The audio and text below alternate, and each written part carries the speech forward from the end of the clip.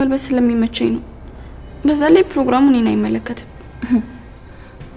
ታዩ ሁለታችንም ገብቶናል። ዲና አብርሃምን ተበቀለችው።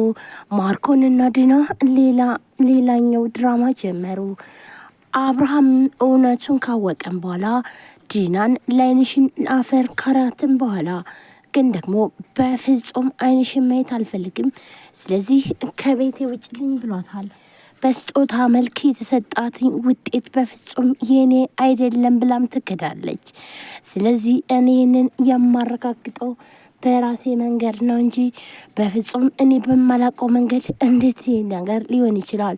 እናም ስህተት ነው፣ በፍጹም ይህ ውጤት የኔ አይደለም በማለት ዲናም አብርሃምን ካለችው። አብርሃም ለምንድነው ግን አሁን እንኳን የማታሚው? አሁንም ውሸት እየዋሸሽ ነው ወይ? ቆይ ለምንድነው ከስህተትሽ የማትማሪ ብሎ አብርሃም ጠይቃታል።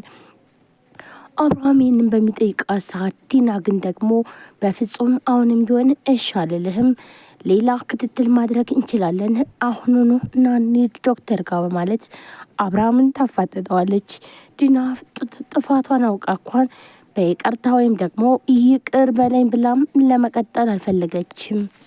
አብርሃምን ይህን ድርጊት ሲያደርግ በመጀመሪያም ግን ደግሞ ዶክተር ርብቃ እውነት ግን አብርሃም እርግጠኛ ነው ወይ ይህን ነገር ማድረግ ትፈልጋለህ ወይ ብላም ጠይቀዋለች። ይኸውልሽ በዚህ ነገር ካላደረኩት እንዴት በስሜቴ እንድትጫወተች ሊገባት አይችልም፣ ስለዚህ አስቤበት ነው ሁሉንም ብሎም ይላታል።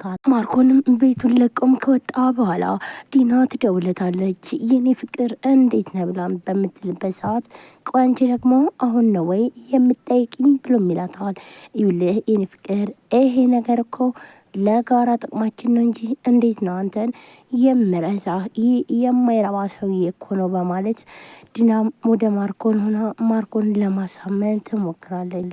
ዲናም ፕሮግራሙ ላይ በጣም ደስ ብሏትና እንዲሁም ደግሞ እየሳቀች በተለይ ልብሴን እንደዚህ እየለባበስኩኝ እንዲሁም እያማርኩ ነው ሰዓታችሁን የገደልኩትና በጣም ይቅርታ አድርጉልኝ ብላም ትላለች። እውነት የኔ ፍቅር ችግር የለውም፣ ምክንያቱም ደግሞ እንደዚህ ሆነሽ ለመምጣት እንኳን አይደለም ይህን ሰዓት 1000 ዓመት ብትፈጅም ምንም ችግር የለውም በማለት አብርሃም በፈገግታ ዲናን ይነግራታል። ዲና ግን ግራ መጋባት ምነው ዛሬ ደግሞ አባቴ ምነው ዛሬ ፍቅር ጨምረሃል ብላም ትለዋለች። አብርሃምም ይህንን ነገር ሲላትኝ ዲና ጥርጣሬ ውስጥ ገብታለች። ቆይ ዛሬ ደግሞ ምን የተለየ ነገር አለ ብላም ስትል ዛሬ የተለየው ነገር ምን መሰለሽ? ይኸውልሽ ዛሬ እኮ 1ኛ ዓመታችን ነው፣ እናም የተለየ ፍቅር ማሳየት ፈልጌ ነው ብሎም ይላታል። ይህንን ሲላት ዲና እውነት መስሏት እዝራ ለአዲሷ ሰራተኛ ወይም ደግሞ ለሜርሲ ስጦታ ሰጣትኝ። በስጦታ ወረቀት ጠቅልሎ ነበር። ይህን ስጦታ ሲሰጣት በጣም ትደነግጣለች፣ ምክንያቱም ደግሞ በተሰበሰቡበት ነበረ። እናም እንዲሁም ደግሞ በተለይ አብርሃም አዲሷ ልጅ ተቀበዩ እንጂ ምን ችግር አለው ብሎ ይላታል። ይህን ሲለው ሜርሲ በጣም ደንግጣ ነበር። እናም ተቀበይኝ እንጂ ብሎ ይላታል። እባክህ አዲሷ ልጅ ተቀበዩ ብሎም አብርሃም ይላታል። እሺ በማለት ሜርሲም ተነስታ ስጦታውን ትቀበላለች። ይህንን ስጦታ በምትቀበልበትም ሰዓት ልዩ በጣም ተናዳና ተበሳይታ በክፉ አይኗ ነበር እያየቻት ያለችው። ምክንያቱም ደግሞ ልዩ እዝራን በጣም ታፈቅረዋለች። እናም ስለዚህ ተቀደምኩኝ በማለት በጣም ተናዳ በአይኗ የምታሳየው ነገር በጣም ከባድ ነገር ነበረ። ይህንን ስታይም ግን ደግሞ ማንም ቼክ አላደረጋትም ነበር። እንዲሁም ማርኮን እዝራን በመጥፎ አይኑም ያየዋል። ቆይ ማን ስለሆነ ነው ይህ ደግሞ የታውቋት ነው ለሷ ስጦታ የሚሰጣት ብሎም ነበር በጣም የተበሳጨው ነው። መጽሐፉን ለማን እንዳመጣውና እንዲሁም ደግሞ ታሽገው ጠረጴዛ ላይ አስቀምጠው ስላየ ለምንድነው ስጦታቸውን የማትሰጣቸው? አንተ ስጦታም አምጥተህላቸዋል፣ ቆይ ግን ለትዳር የሚጠቅም ወይም ደግሞ ብሎም ማርኮን ይስቃል፣ እንዲሁም ዲና ትስቃለች። ሁላቸውም ይሳሳቃሉ። እንዲሁም ደግሞ በተለይ እዝራ በጣም ይናደድና በነገራችን ላይ በምክንያት እንደሳቃችሁ አልገባኝም፣ ይህ መጽሐፍ ለእናንተ አይደለም የመጣው እና ደግሞም እኔ የእናንተ የአንድ አመታችሁ ክብር እንደሆነም አላቅም ነበረ ብሎም ማርኮን ይመልስል። ማርኮን በጣም ይናደዳል። ምክንያቱም እዝራን ማናደድ ስለምፈልግ ነበረ። ልዩም ስጦታው ሲሰጣትኝ በጣም ነበር የተናደደችው። ቅናቷ ጨመረ፣ ተንጨረጨረች፣ በጣምም ተናደደች። ወታ እየሮጠች ሄደች። እናም ራሷን ቆም ብላ ማሰበች።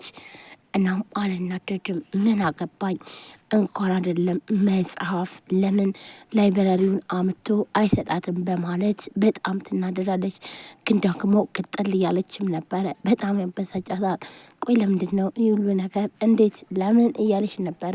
እናም በጣም ተናዳና ተበሳጭታ የተናገረችው እንኳን አይደለም ይህንን ሌላ ሚስጣት እኔ ምን ይመለከተኛል እያለች ግን ደግሞ እንዴት ነው እኔ የማልታየው? እንዴት እቺ ትላንትና መታ እንዴት ዛሬ እሱ ጋር ተግባባና እንዲሁም ለስጦታ ደረሱ በማለት ነበረ። በመሰረቱ በመጀመሪያ ያገኘኝ እኔን ነበር፣ ግን ደግሞ ፊትም ሰጠውት። እሱ ግን ምንም አይነት ቼክ አያደርገኝም። ለእሷ ግን እንዴት ይውሉ ነገር ሊያደርግላቻለ በማለት በጣም ትቀናለች፣ በጣምም ትበሳጫለች። ዲናም እንግዲህ አሁን ላይ በተለይ ደግሞ አብርሃም እውነቱንም ካወቀም በኋላ ፍቅሩ ጨምሯል። ምክንያቱም ደግሞ አብርሃም እያስመሰለና እንዲሁም ልቧን ሰብሯትኝ ለመሄድ ነበር። አብርሃም የተለየ ፍቅር ሲሰጣትኝ ምንም እንኳን ሌላ ጊዜ ዲናን ምንም ባይናገራት፣ በዛሬው ዕለት ግን የተለየ ፍቅርና እንዲሁም ደግሞ ከሌላ ጊዜ የተለየ ወይም ደግሞ ያልተለመዱ ነገሮችን ሲያሳያት ዲናም ግራውን መጋባት፣ ቆይ ዛሬ ደግሞ ምን ተገኝቶ ነው ለየት አልክብኝ ብላም አብርሃምን ጠይቀዋለች።